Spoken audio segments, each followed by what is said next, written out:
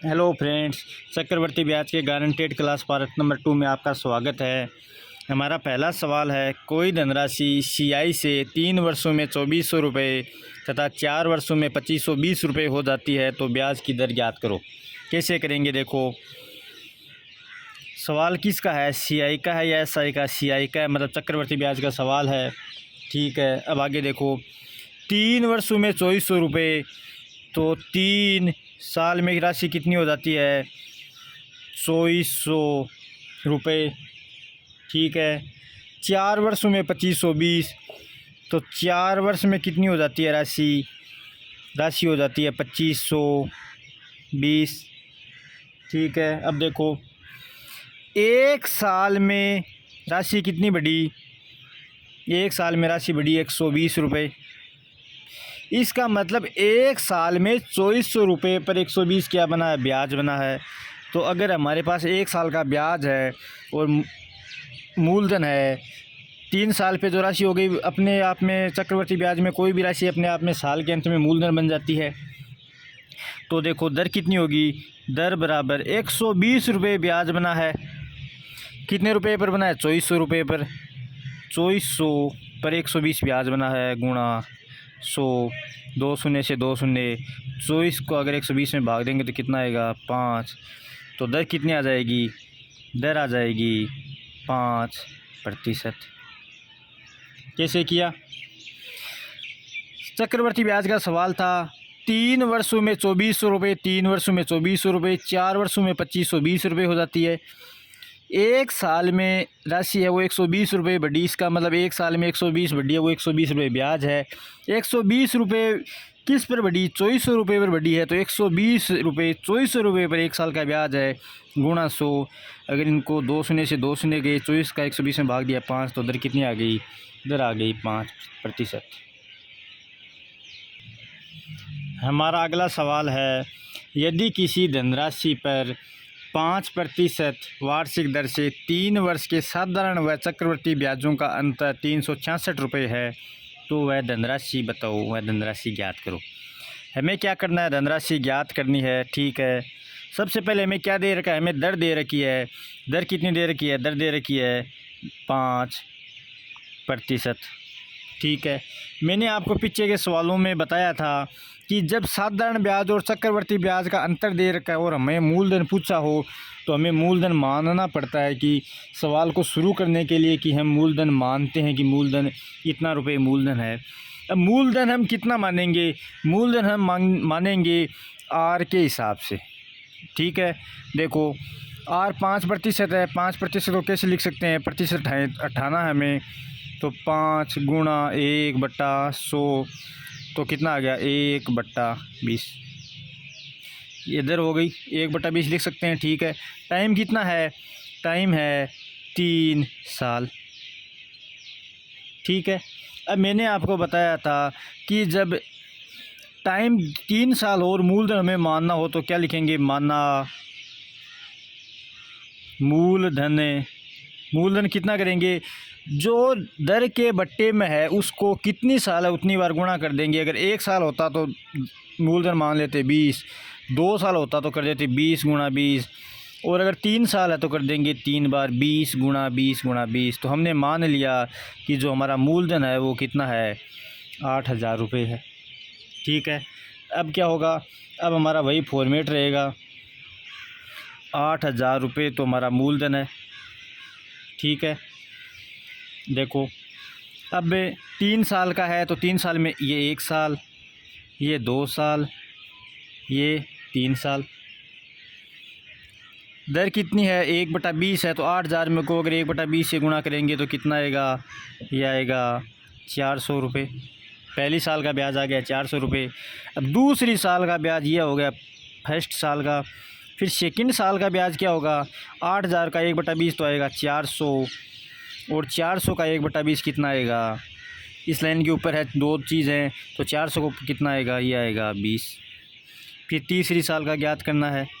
तीसरी साल का ज्ञात करेंगे तो 8000 का ब्याज यहाँ लिखेंगे, तो 8000 को 1/20 से गुणा करेंगे तो कितना आएगा? वही 400। फिर इसके ऊपर ये 2 हैं, तो इसका और इसका योग करके उसका 1/20 यहाँ लिखेंगे, तो 400 और 400 कितनी होगी 800। 800 को अगर 1/20 से गुणा करेंगे तो कितना आएगा 40 आ जाएगा। ठीक है, फिर इसका यहाँ लिख दिया, इन दोनों का यहाँ लिख दिया, अब ये 20 बच गया। 20 को अगर 1/20 से गुणा करेंगे तो कितना आएगा 1। आ गया समझ में। अब देखो मैंने आपको बताया था कि साधारण ब्याज और चक्रवर्ती ब्याज का अंतर क्या होता है। ये जो फर्स्ट लाइन को छोड़कर इसके आगे जितना भी आता है उन सब का योग ही अंतर होता है। तो हमारे अकॉर्डिंग इनका अंतर कितना आ गया 40, 20, 60 और 61। हमारे अकॉर्डिंग अंतर आ गया 61 और सवाल कह रहा है कि अंतर कितना है 366। तो हमारा ए कितना आएगा, अगर 366 में 61 का भाग दें तो कितना आएगा 6। तो हमारा ए कितने के बराबर है, सवाल के 6 के बराबर है। ठीक है, तो हमें क्या पूछा है, धनराशि पूछी है। तो हमारी धनराशि कितनी थी 8000 थी। तो सवाल के अकॉर्डिंग कितनी हो जाएगी, 1 के बराबर 6 है, तो 8000 के बराबर कितना हो जाएगा 6 गुणा 8000, तो कितना आ जाएगा 48,000 रुपये। तो मूल राशि धनराशि कितनी हो गई, मूलधन हो गया 48,000 रुपये। ठीक है, कैसे किया, सबसे पहले हमने पीछे की वीडियो में देखा था। अगर आपने नहीं देखा है तो एक बार विस्तृत से जानने के लिए पहले की वीडियो ज़रूर देखें, स्टार्टिंग से देखें। अगर आपने देख रखे हैं तो उनका एक बार रिवीजन मारें। दर कितनी है 5%, 5 को लिख सकते हैं 1/20। समय कितना है 3 साल। जिस भी सवाल में हमें अंतर दे रखा हो साधारण ब्याज और चक्रवर्ती ब्याज में, उसमें हमें मूलधन मानना होता है। मूलधन कैसे मानेंगे, जितनी साल दे रखा है दर का उतनी बार गुणा करते हैं। तो 20 है नीचे, तो 20 3 साल का पूछा है तो 3 बार गुणा करेंगे, 20 गुणा 20 गुणा 20, तो 8000। तो हमने मूलधन मान लिया 8000 रुपये। ठीक है, फिर 8000 मूलधन मानते हुए दर 1/20 से इस सवाल को सोल्व करते हैं। ये हमने एक सोल्व कर लिया, 400 आ गया, 420 आए, 440 और 1 आया। ठीक है, फर्स्ट लाइन आती है साधारण ब्याज की, पूरा आता है चक्रवर्ती ब्याज। और फर्स्ट लाइन को अगर हटा दें तो इधर इधर का क्या होता है अंतर होता है। हमारे अकॉर्डिंग अंतर है 61 रुपये, 40, 20, 60 और 61 रुपये। सवाल के अकॉर्डिंग है 366 रुपये। तो हमारा एक है सवाल के 6 के बराबर है, मतलब जितना हमारा है उससे 6 गुना सवाल का आंसर है। तो हमारा मूलधन है 8, तो 8 का 6 गुना कितना हो गया 48,000 रुपये। यही हमारा क्या है आंसर है।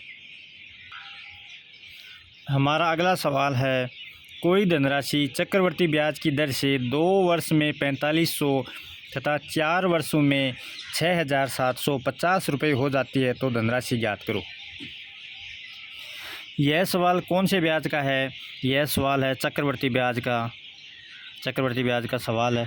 ठीक है, अगर यही सवाल साधारण ब्याज का होता तो हम क्या करते, 2 वर्ष में 4500 है, 4 वर्ष में 6,750 है, इसका मतलब 2 साल में ब्याज कितना बढ़ा, 2 साल में इनका अंतर कर लेते, फिर 1 साल का ब्याज इनका आधा कर लेते, और वही क्या होता है 1 साल का ब्याज बढ़ता तो 2 साल में जो इसका दुगुना करके इसमें से घटा देते।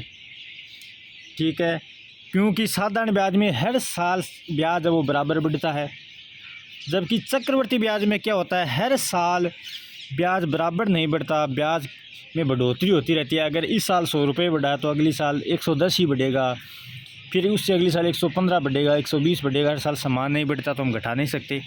फिर देखो हम इस सवाल को कैसे करेंगे, ध्यान से समझना।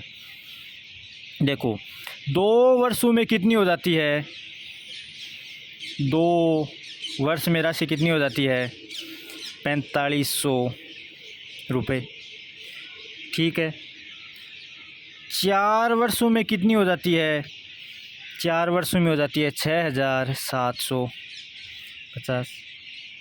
और 0 वर्ष में मतलब स्टार्टिंग में राशि कितनी थी, वो क्या था हमें ज्ञात करना है, यही चीज़ है। अब देखो एक चीज़ बताओ, उसमें अंतर देखते हैं। तो चक्रवर्ती ब्याज में क्या देखा जाता है, गुणा देखा जाता है कि कितनी गुणा बढ़ गई।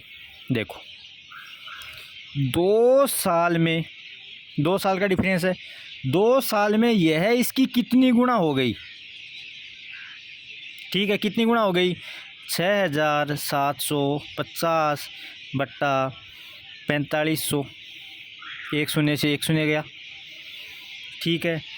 25 का भाग दें तो 25 का भाग देंगे तो कितनी बार जाएगा, इसमें जाएगा 25 दूनी 50, 17 बच गए, 17 और 5, और इसमें कितनी बार जाएगा, 9 बार जाएगा। कितनी बार जाएगा,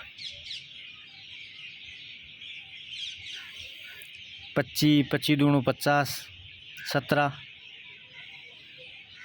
फिर 5, 175। 175 में अगर भाग दें तो कितनी बार जाता है, 4 3 7 बार।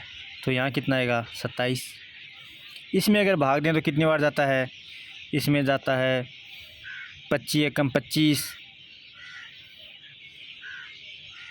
और 25 एकटा 18 बार जाता है। इसमें 9 का भाग दें तो 2 बार, ये 3 बार। मतलब 2 साल में राशि कितनी हो गई, 3/2 गुना बड़ी है। ठीक है। इधर भी साल का गैप कितना है, 2 साल है।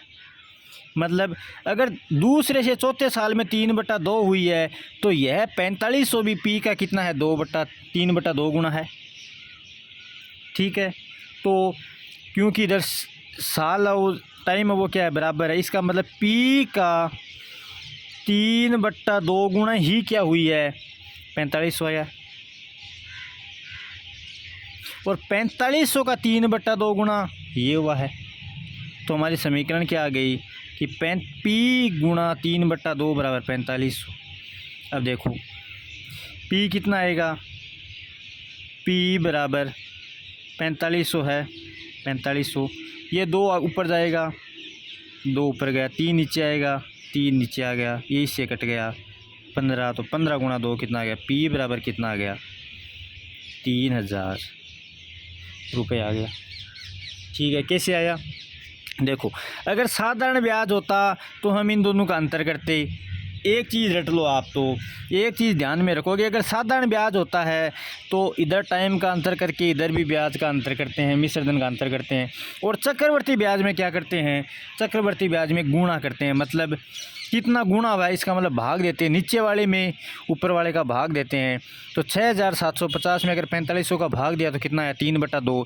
इसका मतलब 4500 का 3/2 मतलब 1.5 होता है, 3/2 तो 1.5 गुना बढ़ता है 2 साल में।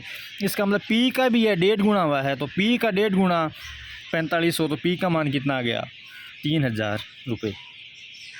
ठीक है। इन सवालों को थोड़ा ध्यान से देखना, ज़्यादा हार्ड सवाल नहीं है, वैसे इनका कॉन्सेप्ट थोड़ा सा समझना कि साधारण ब्याज में कैसे करते हैं और चक्रवर्ती ब्याज में कैसे करते हैं, साधारण ब्याज में डिफरेंस कब करते हैं। अगर इन 2-3 सवालों में हमने क्या देखा, इसमें यह देखा कि अगर 2 साल 4 साल ऐसे दे रखा है तो इसका गुणा करते हैं, देखते हैं कि भाग देखिए कितना गुणा हुआ है। अगर चक्रवर्ती ब्याज और साधारण ब्याज का अंतर दे रखा हो तो हम जितनी साल दे रखी है उस हिसाब से दर का प्रतिशत निकाल के मूलधन को मानते हैं। ठीक है। इन सवालों को आप एक बार दोबारा सा वीडियो देख करके दोबारा देख लें। ठीक है। फिर जल्द ही मिलते हैं हम एक और नेक्स्ट वीडियो के साथ। Thank you.